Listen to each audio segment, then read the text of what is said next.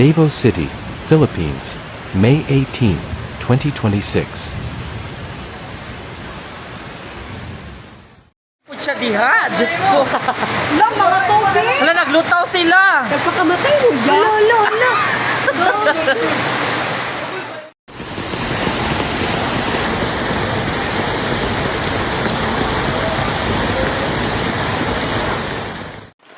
Dito.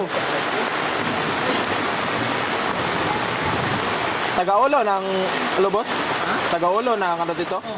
Around 11 p.m. on May 18th, heavy rain began to pound Davao City and several surrounding areas.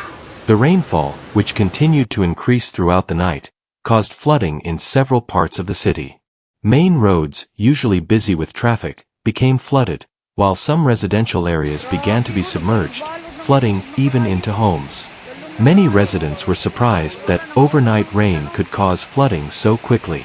Within hours, the water began to rise, forcing some residents to stay awake all night to protect their families.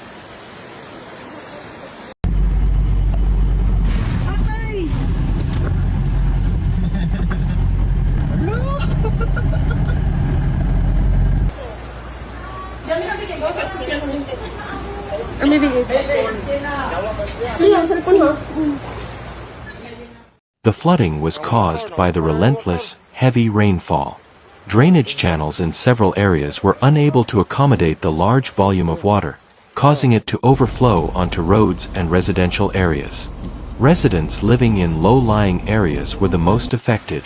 Some families tried to save essential belongings by moving them to higher ground, while others chose to temporarily evacuate to relatives' homes or safer places.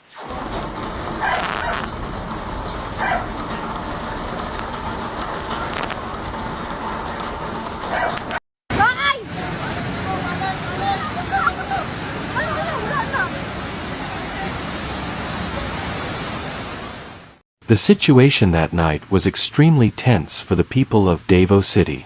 The continuous downpour kept many residents awake, fearing the water would rise further. Several vehicles were seen stalled in the middle of the road due to flooding. Public activity was paralyzed as many roads were impassable.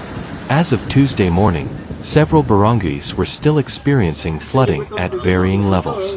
Authorities continued to monitor the condition of affected communities while implementing emergency response measures.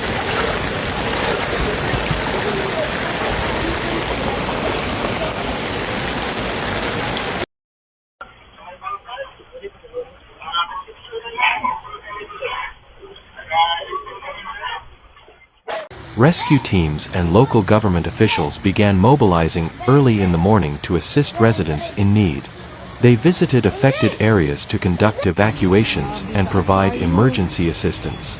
Furthermore, the public was advised to remain vigilant for the possibility of further rain, which could cause further flooding. Resident safety was a top priority in handling this disaster.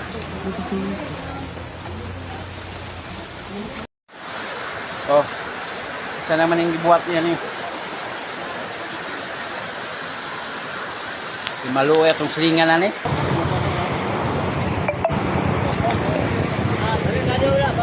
Ano ko besa nas lalom dari mga kikili do. Kay lalom na dia. The flooding not only damaged homes but also impacted economic activity. Several small shops and stalls were unable to operate because their businesses were submerged. Many items were damaged by the floodwaters, resulting in losses for the vendors. Some workers were also unable to get to work due to disrupted transportation.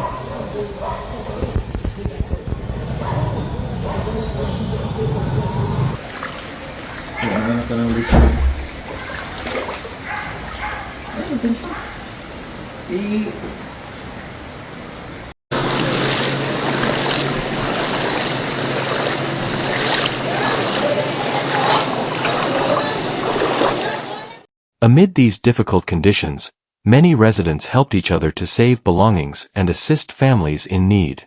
Some residents even opened their homes as temporary shelters for neighbors whose homes were flooded.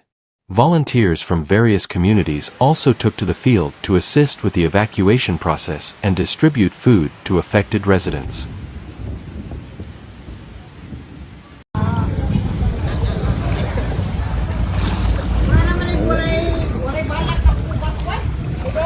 Health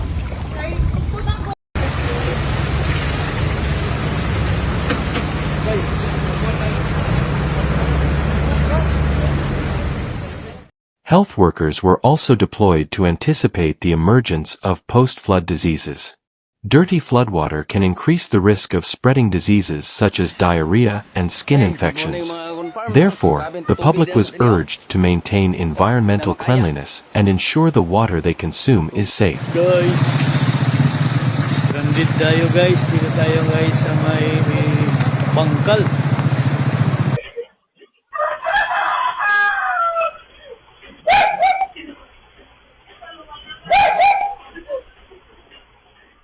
This flooding incident served as an important reminder of the need for disaster preparedness. Heavy rainfall in a short period of time can cause drainage systems to be unable to accommodate the water. In addition to weather factors, the reduction in water catchment areas in urban areas is also considered a contributing factor to the increasing frequency of flooding. Dagat sa puan.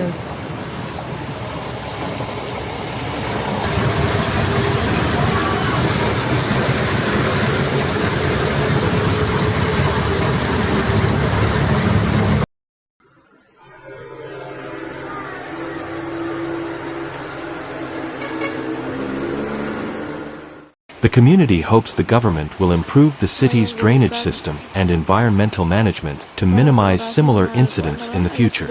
Furthermore, public awareness of maintaining environmental cleanliness is crucial to prevent drains from becoming clogged with garbage. Ay, Diyos ko mag-girl. Ingat mag-girl. Taas kang baka nila. Taas kang baka. Nandiyan siya pag-asan, lumos na siya, oh. Lumos na siya. Oh. Despite the devastating flooding, the people of Davao City demonstrated a strong spirit of recovery. Residents worked together to clean their homes and neighborhoods after the waters began to recede. Togetherness and concern among residents are the main strengths in facing this difficult situation. Guys, oh. Jud. May pa si Pak Jamir kena ay second floor. Ha? Pak Jamir mo second floor. Lah, kusuga sa tubig, uy. Awas ng kanal.